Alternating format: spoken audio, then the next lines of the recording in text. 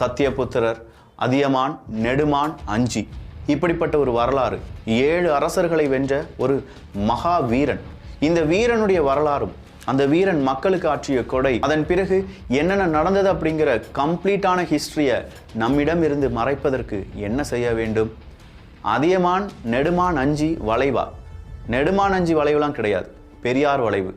நாளைக்கு ஒரு 10 வருஷத்துக்கு பிறகு நம்ம குழந்தைகள் பெரியார் வளைவு இப்படின்னு சொல்லிட்டு போயிடுவாங்களே.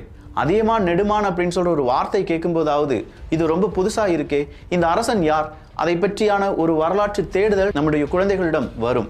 ஆனால் அந்த பெயரை அழித்து விட்டால் முடிஞ்சிச்சு, அவனுடைய வரலாறை எழுதிடலாம், நம்ம வரலாறை அழித்திடலாம். ஏய், இதெல்லாம் நல்லா இருக்காடா? இதை தமிழர்கள் கேட்க வேண்டும். இந்த கேள்வி உலகெங்கிலும் இருக்கும் தமிழர்களுடைய மனதில் இருக்கக்கூடிய கேள்வியாக நான் உணர்கிறேன். நீங்கள் பெயர் வைத்தது தவறு கிடையாது, ஆனால் அதியமான், நெடுமான், அஞ்சி அப்படிங்கிற பெயரை அழித்து விட்டு தந்தை பெரியார் அப்படிங்கிற பெயர் வைத்தது தான் தவறு.